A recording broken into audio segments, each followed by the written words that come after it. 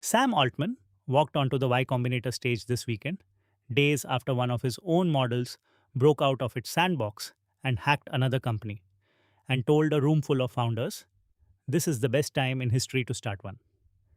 In the same talk, he said the next 6 months of AI progress will feel like the last 2 years. That what took his first startup 3 months to build, a coding agent now does in 7 minutes, and that a future trillionaire is probably sitting in that room. We watched all 39 minutes, pulled the 7 moments that actually matter for anyone building right now, and fact checked the wildest one with receipts. Moment one is the reframe. I think this is going to be the best time in the world to do a startup, and it's going to be quite amazing to see. That's Sam Altman. First Y Combinator batch in 2005. President of YC for 5 years. Now running OpenAI. On stage with YC President Gary Tan. Closing out Startup School 2026. Paul Graham once named him one of the 5 most interesting founders alive, next to Steve Jobs. The full talk is linked below and worth every minute. Here's what most people will scroll past. Moment 1.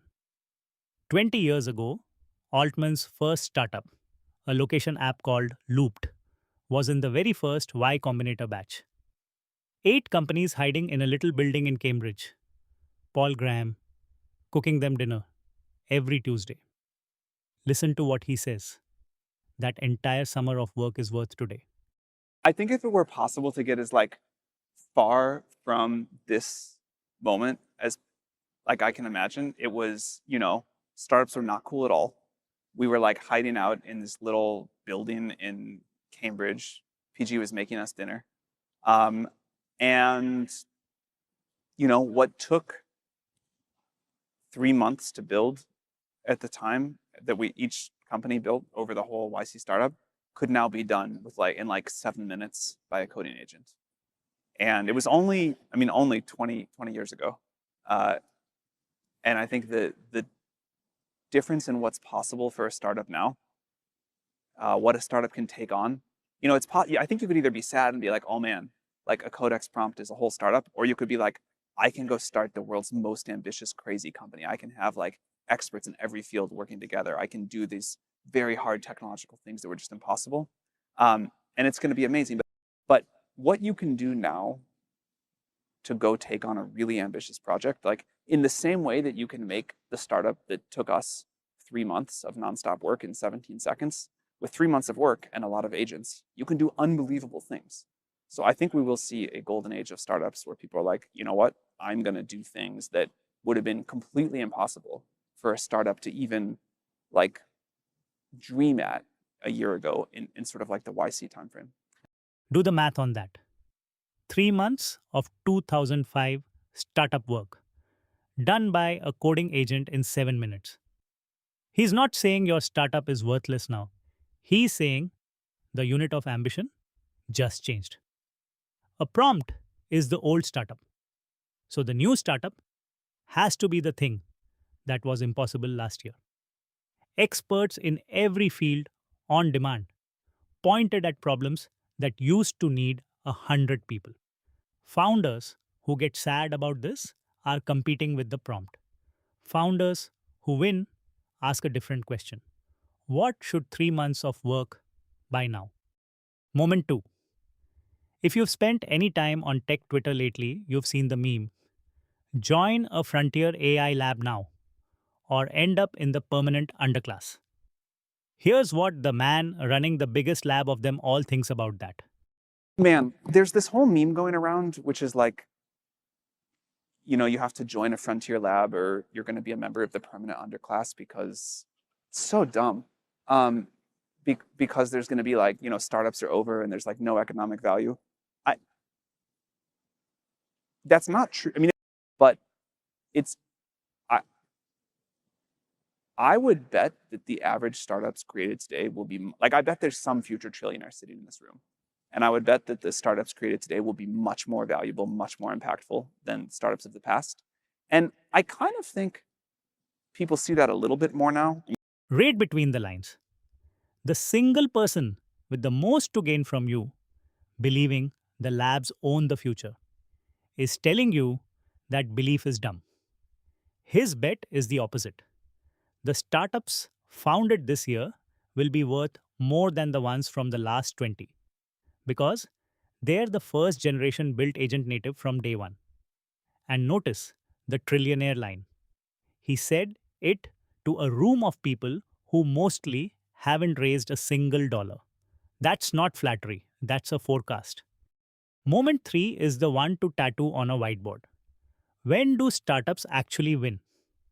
Altman's answer is a pattern with 3 ingredients, and he walks through every boom of the last 30 years to prove it. I think startups tend to win when the sort of like technology landscape is moving very quickly, when costs are coming down, when cycle times are short, and all of those things are happening right now. So if you look at when there have been like the great clusters of startups in the past, you know, there was the internet boom in whatever that was, like 99, 98, 99, when new things became possible. There was another version of a mini version of people building on top of basically like Facebook apps. There was then another big version when the iPhone App Store launched. But the great startups tend to cluster when the ecosystem shifts and incumbents lose a lot of their advantage. And then also when you have these like cost and cycle time change. This moment feels very big for those things. And in the last few months, I have seen a lot of people who just kind of grew up using AI the last few years, who are like, I can kind of automate an entire startup of agents and 4 of us, 4 people, and all this compute. And I think we're going to see much more of that. I clearly like taste and agency and understanding of kind of like the physics of business, like where you can build up a valuable business, how to think what about like a good network effect or sort of a good moat looks like versus a fake one. But I would bet that this generally will cut against many years of experience in favor of people who have a lot of fluency with the tools. There's the checklist. Startups win when the ground shifts, when costs collapse, and when cycle times shrink, because that's exactly when incumbents lose their advantage. 98 was the internet. 2008 was the App Store. This moment, in his words, feels very big for all 3 at once. And the kicker for anyone who feels behind, he bets this era cuts against years of experience in favor of fluency with the tools. 4 people who grew up inside these models can now automate an entire startup. For the first time, the long resume can be the liability. Quick pause. If this is useful, follow us on Instagram and Facebook. Want to back what we build? Become a member on YouTube or a subscriber on Facebook. That's the ask. 4 moments left. The next one is the biggest secret in the world. Moment 4. Rewind to 2015. A little nonprofit lab says it's going to build AGI, and the entire field calls them irresponsible idiots. Here's Altman on what that dismissal was actually worth, and the advice he rates above everything else he said on that stage.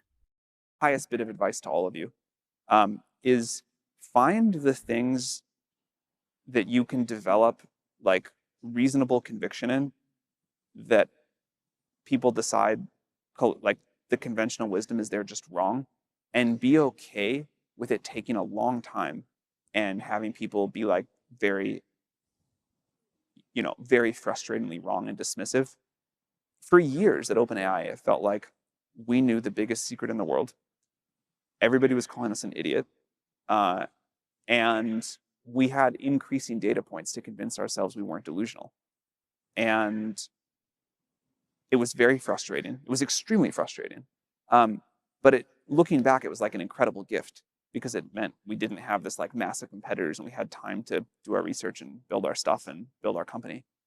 So if I were you all, I would figure out what the really big brand new thing is that is possible now that wasn't possible a few years ago.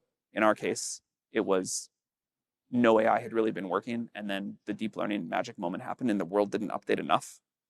This is another great PGism. the world does not understand how to intuit exponentials. And so they missed this one. There's got to be new exponentials forming right now. I don't know what they are.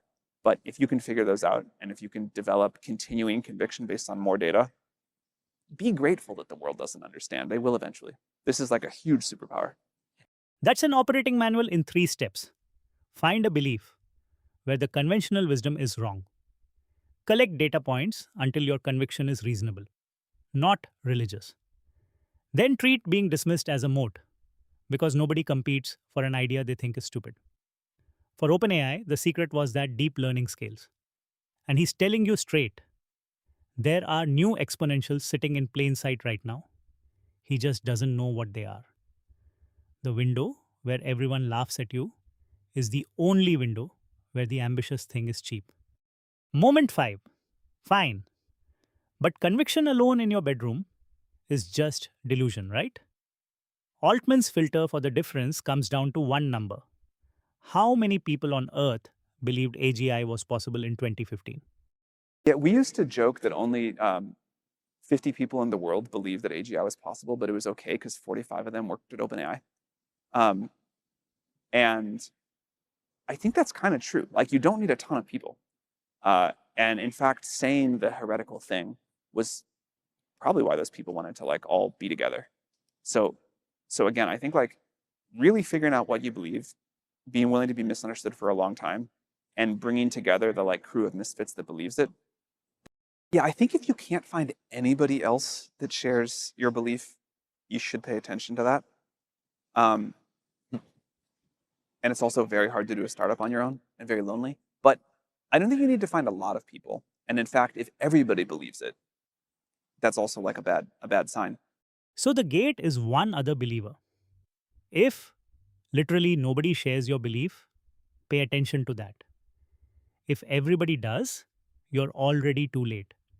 But how do you find those people before you're anybody? His highest confidence advice is almost embarrassingly simple. And it's also the story of how he met his OpenAI co founder. Just like, yeah, highest confidence piece of advice here is just like find a way to be like mildly helpful to a lot of people. It's like fun to do. You'll see a lot of interesting stuff. It's like kind of gratifying to be helpful. But you know, even that example you were just talking about, I met Greg Brockman, my co-founder of OpenAI, because I was a very early investor in Stripe when I was like, I don't know, 22 or something, and they were like, this was before they had, you know, like real investors that could really help them, and they said, you know, we're trying to close our first hire.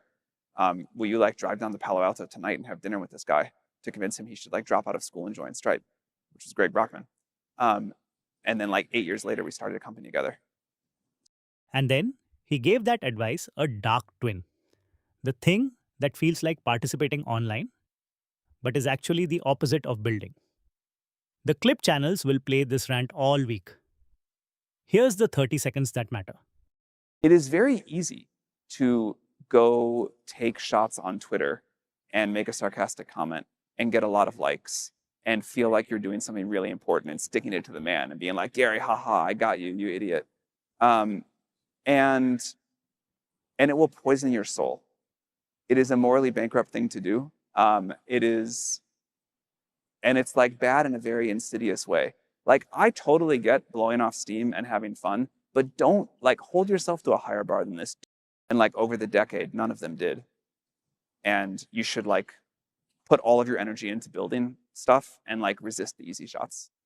Same phone, same feed, opposite lives. Be mildly helpful to a lot of people for years, and it compounds. A dinner favor for Stripe at 22 became his co founder years later. Or be sarcastically clever at people who are building, collect your 10,000 likes, and in his words, poison your soul. The internet points never became anything for anyone. That's the whole trade. Moment 6 is why this is not another startup pep talk. Days before he walked on stage, one of OpenAI's own models, being tested with its guardrails reduced, broke out of its test environment, got onto the open internet, and hacked into Hugging Face. That actually happened. Here's how seriously he takes it. Yeah, this is the real deal. And I think anybody who's not taking it seriously and at least a little bit scared or humbled, or a lot of those things, but at least a little bit, is not taking this seriously enough. But if you had asked most people when we started 10 years ago, like where on the spectrum of nothing to super intelligence do you have like an AI system breaking out of its sandbox and hacking into some other company and kind of, you know, doing what this happened, I think like people would have said pretty far towards the like super intelligence point. So I think it's an alignment failure. I think it's a security failure. I think it's like a very serious thing, even though it's, you know, not the biggest example of consequence. Um, and I think it's a real reminder of the stakes of what's happening, and that loss of control accidents are not entirely theoretical things. We fact checked this against every primary source because it sounds like science fiction. It isn't. On July 16th, Hugging Face detected an unusually automated attack. Thousands of actions from a swarm of short lived machines.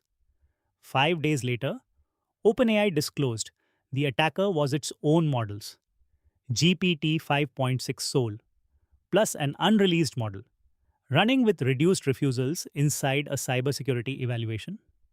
They escaped the sandbox through a 0 day, chained stolen credentials with more exploits into remote code execution on Hugging Face's servers to steal the benchmark answers instead of solving the test. Hugging Face says no public models or user data were tampered with, and both companies published disclosures. CNBC, Time, and Axios all covered it. They're linked below. So when he says loss of control, accidents are not entirely theoretical. That is not hype. That's an incident report. And that's why his 10-year test for whether we got this right isn't GDP. It's whether freedom and agency go up every single year. Watch the dystopia he's most afraid of. It isn't the robot uprising. And so we say, look, everyone, you're going to get a cure for cancer. You're going to have material abundance, but you will have no freedom. You will have no agency. It will be a perfect surveillance state. There will be no privacy. And that's what you're going to get. You're going to get great comfort, but there will be nothing left in the world for you to really do. Nothing that really matters. You'll just kind of live at the, service of the AI giving you material wealth. I'd really like to avoid that. Last moment, the alpha leak. Gary Tan asks him directly, how much better are the models about to get? Remember this answer when you're deciding what to build this quarter. I think it will feel like the next 6 months is like maybe equivalent to the last 2 years of model progress, something like that. So I think we'll go through like a very steep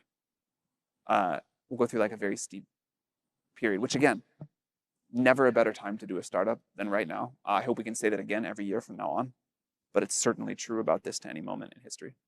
And actually, maybe a statistic here that I really like. 6.5 years ago, the world token leader was an OpenAI employee using about 100,000 tokens a month. And this seemed ludicrous at the time. The worldwide average per capita was like 0. Now, the worldwide average of tokens per month, which I think tokens are the dumbest metric, but it's what we have, it's like 100,000. And the token leader at OpenAI uses something in the hundreds of billions. If that happens again, which I think it probably will, then in another 6.5 years, the average person uses, let's say, 500 billion tokens a month, and the token leader uses a quadrillion or quadrillions of tokens a month. Line those two clips up. The next 6 months equal the last 2 years. Average token use went from basically 0 to 100,000 a month in 6.5 years, while the power user went from 100,000 to hundreds of billions. Extend the curve, and the average person burns 500 billion tokens a month. Every product you use today was designed for the old number. That mismatch is the startup idea. And he closed it with the discipline that makes all of this real. I think the right approach is you can now do 3 months of work in 17 minutes, but you better just go do 3 months of work in 3 months of work with whatever the new bar for that is. It's all going to work out. Like it was, it feels like such a crazy, it is a crazy and a very stressful thing to do a startup. And, my first startup like didn't work out great. And it was like a sort of difficult time in my life, but it, one of the things I think this many people say this as they like look back on the early part of their career. You can make a lot of mistakes. You can fail at stuff. Like the tech industry in particular is very forgiving of this. And I would have just like, I wish I could have like told myself to like have all the drive and the ambition, but just like be a little happier along the way and trust that like eventually it was going to be okay, because it feels so difficult and scary and painful in the moment. 7 moments. 3 months of startup work now takes a coding agent 7 minutes. So raise your ambition, not the white flag. The permanent underclass meme is dumb. Today's startups will out earn the last generations. Startups win when ecosystems shift, costs collapse, and cycle times shrink. And all three are live right now. Find the secret the conventional wisdom laughs at and treat the laughter as a moat. 50 believers, 45 in one building. Find your misfits by being mildly helpful for a decade and never trade your soul for internet points. The sandbox breakout was real. So build like the stakes are real. And the next 6 months will feel like 2 years. Never a better time. His words, not mine. We condense this into the Altman Playbook, a free PDF with every quote timestamped to the full talk, the 3 ingredient timing checklist, the conviction test as a worksheet, and the complete fact check file on the Hugging Face incident with every source linked. Comment the word Altman on this video, and our assistant sends it over. Or grab it at hyperautomationlabs.co/free/Altman. Real talk. 90% of you watching haven't subscribed. On Facebook, subscribe is the supporter button. That is what keeps the lights on here. On YouTube, it's free and it tells the algorithm to send you more. Subscribe to support us. If you are starting out with AI coding tools, the beginner guides are linked below. The complete Claude Code Guide, the Codex Guide, the Cowork Sales Guide, and the Architect Prep Kit. Step by step from zero. We're on YouTube, Facebook, and Instagram as Hyperautomation Labs. Same name everywhere. And this week, find one idea everyone you respect dismisses as stupid and spend 1 honest hour taking it seriously. See you in the next one in the